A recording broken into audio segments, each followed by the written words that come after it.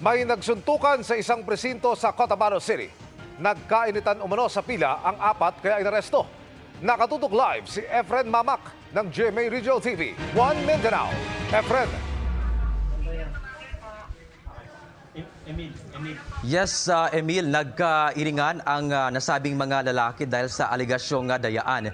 Pero ayon sa kapulisan, problema sa linya ang sinasabing sanhi ng insidente. Tawag kayo ng karaligan natin.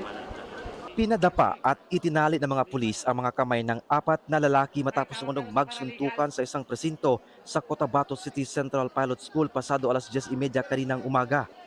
Nagkairingan daw ang mga sangkot na humantong sa suntukan. Agad silang dinala sa istasyon ng pulis. Ayon sa isang naaresto, may sumisira umano sa automated counting machine sa nasabing presinto. May pumasok na lahat naman pinagsasarado, pinagsisira yung mga paraphernalias at saka yung mga PICOS machine pinagsisira. So kami sir, butante kami sir. Ngunit itinanggi ito ng lalaking nakasuntukan niya. Yung mga watchers namin, pinapalabas nila. Nilalak nila yung pinto. Sinabi nila na nasira ang mga parapanyalas. Walang nasira doon, sir. Kasi sir, kanina pa nagagalit yung mga tao dyan sa labas. Hindi nila pinapapasok. Inupuan ng asawa niya dyan, sir, yung kapitan dyan sa Poblacion 6. Ayon sa Cotabato City Police, problema sa pila ang nakitang ugat ng gulo. May nagkaroon ng suntukan, pinasipay natin. Ang dahilan pala dahil dito magulo yung pila. Wala rin daw silang nakitang dayaan sa eleksyon na ginawa umano ng mga naaresto. Sa point of view ko, wala man akong nakita. Wala man akong ano. So sila, may mga watchers naman sila.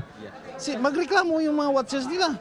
Sa ngayon, Colonel, ano po yung ginagawa natin ngayon? Ngayon, pinapalinya natin na lahat ng tao na narito makaboto ng maayos. Ayon sa pulisya, isa ilalim ang apat sa investigasyon. Gayunman, maaari pa rin silang bumoto.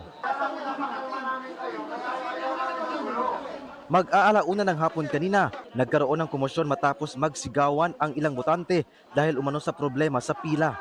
Agad naman itong napahupa ng mga pulis.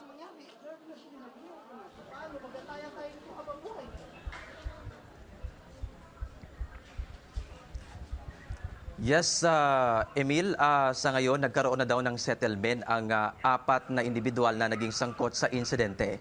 Ako si Efren Mamak, nakatutok 24 oras para sa eleksyon 2025. Maraming salamat, Efren Mamak ng GMA Regional TV. One Mindanao.